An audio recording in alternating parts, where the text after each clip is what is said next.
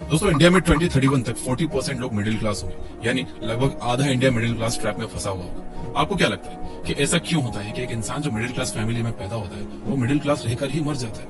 और ऐसी क्या चीज है जिसने 500 मिलियन लोगों को मिडिल क्लास ट्रैप में फंसा के रखा है? मैं बताता हूँ। एक इंसान जिंदगी भर गरीब या मिडिल क्लास ट्रैप से बाहर इसलिए नहीं निकल पाता कि वो कम पैसे कमाता या वो मेहनत नहीं करता, बल्कि वो मिडिल क्लास ट्रैप से इसलिए बाहर नहीं निकल पाता क्योंकि उसके पास जितना पैसा है वो उसे ठीक से मैनेज नहीं कर पाता। और पैसों को कैसे मैनेज करना है वो उसे पता ही नहीं होता, क्योंकि उसे कभी सिखाया ही नहीं गया, ना स्कूल द्वारा, ना पेरेंट्स द्वारा और ना किसी दोस्त के द्वारा। और इसलिए ही आज मैं ऐसी कुछ सिंपल स्टेप्स शेयर करने वाला हूं जिसे फॉलो करने से हमारा देश का एक मिडिल क्लास इंसान भी इस ट्रैप से बाहर निकल सकता है। बस जरूरत है तो थोड़ी सी फाइनेंशियल लिटरेसी की, क्योंकि हमारे देश में आज भी 76% लोग फाइनेंशियली इलिटरेट हैं। और इसी कमी को देखते हुए ये जिम्मा हमने उठाया है कि हम जितने भी लोगों तक ये एजुकेशन पहुंचा सकते हैं, ये बुक चैनल के जरिए हम इस नॉलेज को फ्री में पहुंचाएंगे। बस ये वीडियो अपने दोस्तों के साथ शेयर करना मत भूलिए। आज हम डेविड बार्क की बुक द ऑटोमेटिक मिलियनेयर से कुछ ऐसे टाइमलेस प्रिंसिपल्स सीखेंगे जो आपको मिडिल क्लास ट्रैप से बाहर निकालकर एक मिलियनेयर बनने में काफी मदद करेंगे। वीडियो में एंड तक बने रहना। तैयार हो तो कमेंट कर दो आई एम रेडी, क्योंकि जिंदगी बदलने वाली है।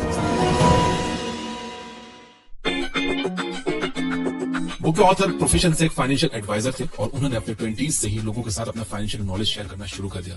वो अपना नॉलेज उन लोगों के साथ शेयर करते थे जो अपने 40s और 50s में थे। एक बार जब डेविड अपने ही कैबिन में बैठे हुए थे तो उनसे उनके एक स्टूडेंट ने पूछा कि मुझे आपसे अपने फाइनेंसेस के बारे में सलाह लेनी है। तो डेविड ने कहा कि आप कल अपनी वाइफ के साथ आना, फिर बात करेंगे।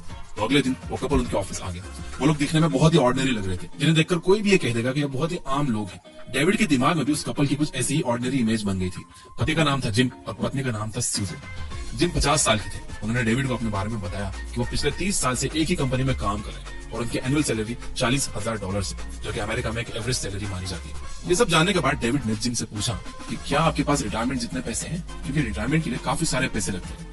ये सुनकर जिम ने अपनी पत्नी से कुछ कागजात दिखाने के लिए कहा, जिसके बाद डेविड ने उनके डॉक्यूमेंट्स दिखे, जिससे उन्हें पता चला कि उनके बैंक में $4 लाख है। उन पर किसी भी तरह का कोई लोन नहीं है। उनके पास 2 महंगे घर हैं, जिसमें से एक में ये रहते हैं और एक को रेंट पर दिया हुआ है, और इनके फाइनेंसेस काफी स्ट्रॉन्ग है।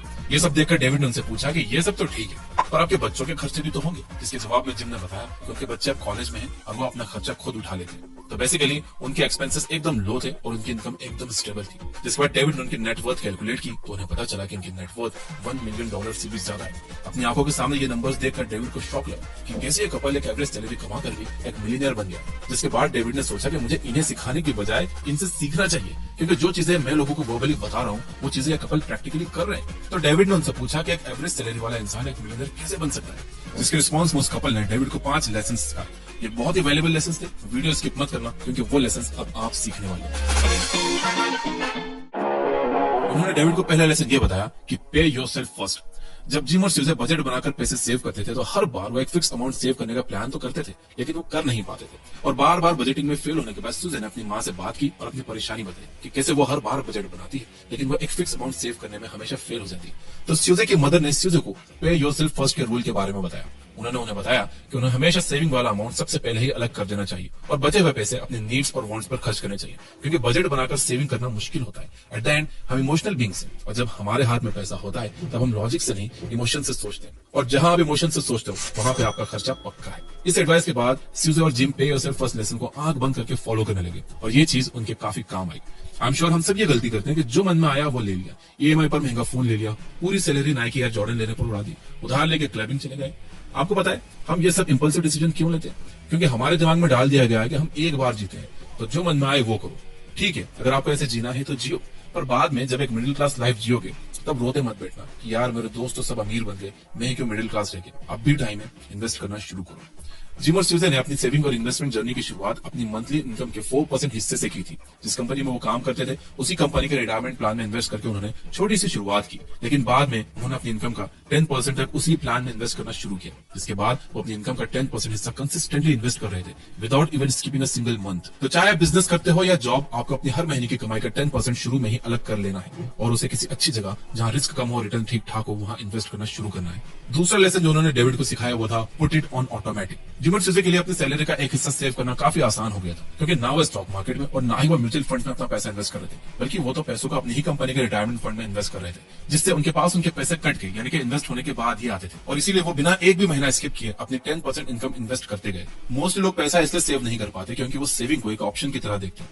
आपको शायद पता ना हो, लेकिन इसके पीछे भी एक साइकोलॉजिकल रीजन है कि हर इंसान की विलिंगनेस की एक कैपेसिटी होती है। मतलब आप जब भी किसी अच्छी हैबिट या किसी प्लेजरेबल एक्टिविटी को ना कहते हो तो आपकी विलिंगनेस उसमें लगती है। उसी तरह जब भी आप पैसों को सेव करने का सोचते हो तब भी आपकी विलिंगनेस उसमें स्पेंड होती है, और इसलिए कई बार आप अपनी विलिंगनेस को दूसरे कामों में यूज कर लेते हो, जिसके बाद सेविंग के लिए आपके पास विलिंगनेस बचती ही नहीं।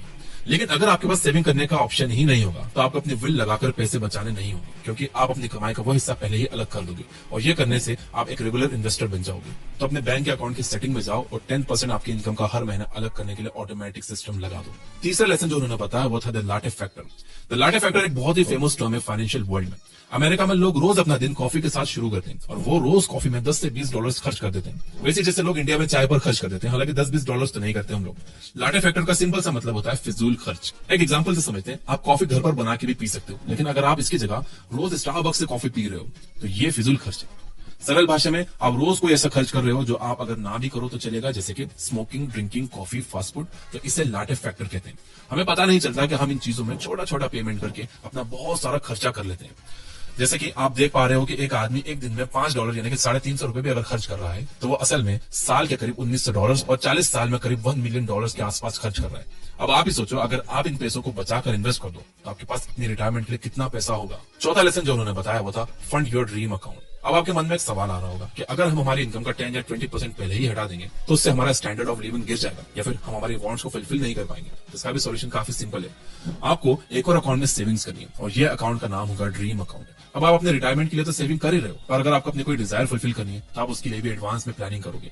फॉर एग्जाम्पल, आपको बाली घूमने जाना है, या अपना खुद का बिजनेस करना है, या रॉयल एनफील्ड बाइक भी खरीदनी है, तो लोन लेने के बजाय आप अपने ड्रीम अकाउंट में पैसे सेव करना शुरू कर सकते हो। आपको हर महीने अपने ड्रीम अकाउंट में अपनी टोटल इनकम का 10% सेव करना है। तो ओवरऑल देखा जाए तो आप अपनी इनकम का 30% सेव करोगे, 20% रिटायरमेंट के लिए और 10% अपने शौक पूरे करने के लिए। एंड ट्रस्ट मी, वो 10% जो आप अपने ड्रीम अकाउंट में सेव करोगे वो आपको स्टार्ट में थोड़े से मुश्किल लगेंगे, पर जब आप सब्र रख के पैसा बचा के अपने डिजायर फुलफिल करोगे बिना किसी EMI या लोन के, तब जो आपके चेहरे पर खुशी होगी उसे शब्दों में बयान कर पाना इम्पॉसिबल। और मान लो कि आपको जॉब से निकाल दिया गया, तब भी आपको इतना स्ट्रेस फील नहीं होगा, क्योंकि आपने अपने ड्रीम अकाउंट में ऑलरेडी कुछ सेविंग्स की है जो आपको अब काम आएगी। मान लो आपके पास 1 साल तक की सेविंग है, तो सोचा आप अपने आप को 1 साल का टाइम देकर खुद का बिजनेस शुरू कर सकते हो, या आराम कर सकते हो, वेकेशन ले सकते हो, या फिर आराम से किसी नई जॉब के लिए अप्लाई कर सकते हो। बात अच्छी लगी हो तो वीडियो को लाइक भी करना। जैसे नंबर 5 जो उन्होंने बताया वो था बाय असेट्स। जिम और सीजो को अपने फ्यूचर की बिल्कुल चिंता नहीं थी, क्योंकि जो पैसे उन्होंने अपने रिटायरमेंट के लिए सेव किए थे वो तो उनके पास थे ही। उसके साथ ही उनके पास एक एक्स्ट्रा घर भी था जिससे उन्हें पैसिव इनकम आती थी। पूरी दुनिया में फाइनेंशियल एडवाइजर्स के द्वारा रियल एस्टेट और घर हमेशा से one of the best investment माना जाता है, क्योंकि घर के 2 फायदे होते हैं। पहला ये कि उसकी कीमत हमेशा बढ़ती रहती है, दूसरा उसे आप लीज पर देकर एक अच्छी खासी रेंटल इनकम भी जनरेट कर पाते हो। जिम और सीजो को इस एक्स्ट्रा घर से फायदा यही होगा कि उनके घर की कीमत तो बढ़ेगी, जिसके साथ ही साथ हर साल उनके घर की रेंटल इनकम भी बढ़ेगी, जिससे उन्हें अगर कोई एक्स्ट्रा खर्च भी करना हो तो भी उन्हें ज्यादा दिक्कत नहीं आएगी। तो हमेशा एसेट्स को बाय करने पर ध्यान दो। यहाँ तक देख रहे हो तो अफर्म करने के लिए कमेंट करो यस आई विल, क्योंकि याद रखना कि अफर्मेशन में बहुत ताकत होती है। उम्मीद है कि इन पॉइंट्स को फॉलो करके आप भी सेविंग स्टार्ट करोगे, फाइनेंशियली डिसिप्लिन बनोगे और हैप्पीली रिटायर हो पाओगे। सेफली इन्वेस्ट कैसे करते हैं, किस तरह से अच्छे स्टॉक्स को चुनते हैं, इसके लिए आप कॉफी कैन इन्वेस्टिंग बुक की समरी जरूर सुनिए। ये बुक पर आप 4 से ज्यादा समरीज को फ्री में सुन सकते हो बिना किसी एड्स के, वो भी हिंदी में। Finally, you guys are amazing, keep reading, keep learning, keep growing. Thank you for watching.